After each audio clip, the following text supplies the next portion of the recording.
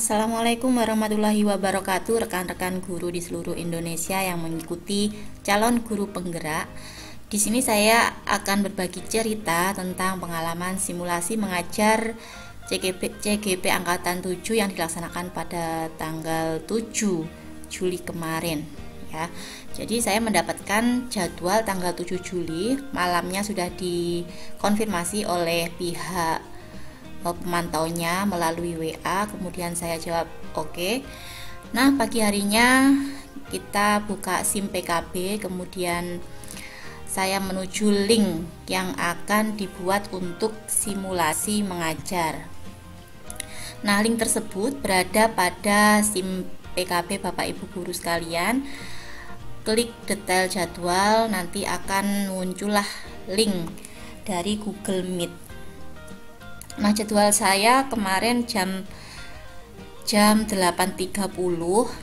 Di situ kan ada keterangannya 15 menit sebelum mulai harus bersiap. Jadi saya masuk itu di jam 8.15. Nah, sekitaran itu. Namun pada saat jam 8.15 itu saya masuk masih belum dikonfirmasi. Jadi keluar, saya masuk lagi, belum diterima, keluar lagi. Akhirnya jam 8.30 tepat sesuai dengan jadwalnya saya gabung kembali dan kemudian dikonfirmasi. Nah, masuklah saya ke Google Meet yang sudah ada 2 ibu asesor yang siap memantau kita saat simulasi mengajar.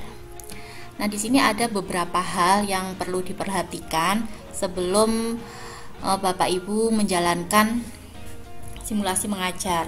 Yang pertama adalah koneksi internetnya harus bagus, itu sudah jelas ya.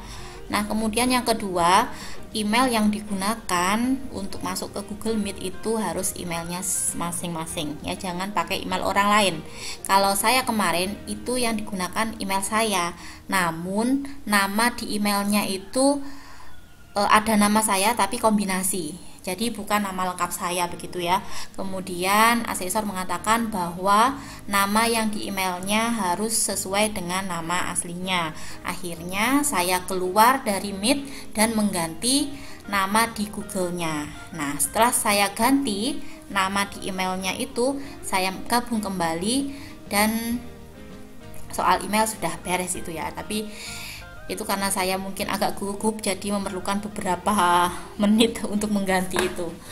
Nah, tolong dipersiapkan dulu supaya nanti tidak bingung. Dan pada waktu itu saya juga sendiri, jadi tidak ada bantuan dari siapa-siapa. Kemudian yang kedua, karena kemarin itu saya menggunakan HP Android untuk Meet-nya, jadi tidak menggunakan laptopnya saya pakai buat LCD atau buat PowerPoint, saya menggunakan HP. Nah, kalau Bapak Ibu menggunakan HP itu harus disetting kameranya landscape. Nah, karena dari awal sudah ada trouble, saya jadi bingung kan mau menyeting kamera landscape itu, saya otak-atik di kameranya itu belum ketemu. Karena waktu sudah berjalan beberapa menit, saya akhirnya ditoleransi untuk menggunakan kamera dalam bentuk potret gitu ya. Jadi kalau di Google Meet itu kalau pakai kamera HP itu tidak hanya dibalik gitu ya, karena nanti kan gambarnya jadi miring gitu. Jadi harus disetting dulu di kamera masing-masing. Nah, begitu. Kemudian untuk pembagian jamnya, karena jadwalnya itu ada 30 menit, itu yang kira-kira seperti ini pembagiannya. Jadi 10 menit pertama itu dilakukan wawancara.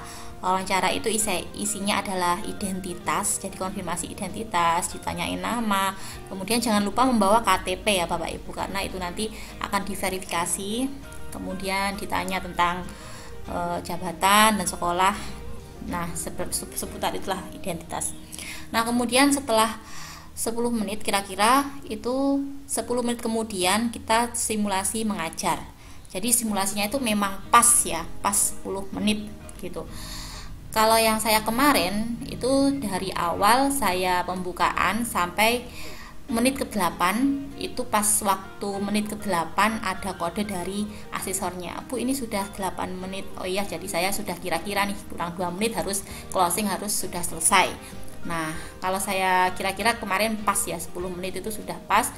Setelah melakukan simulasi itu nanti akan diadakan wawancara lagi. Nah wawancara yang terakhir ini adalah wawancara seputar pembelajaran yang Bapak Ibu lakukan.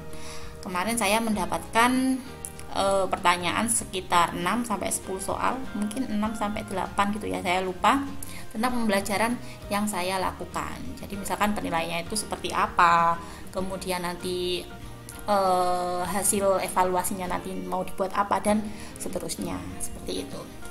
Dan satu lagi yang paling penting, itu dilarang untuk merekam, apalagi untuk menyebarkan ya. Jadi mungkin kalau merekam ya disimpan aja buat kenang-kenangan gitu. Tapi sebenarnya itu tidak boleh, dan meskipun tidak tahu ada orang di situ juga tidak boleh untuk melakukan perekaman.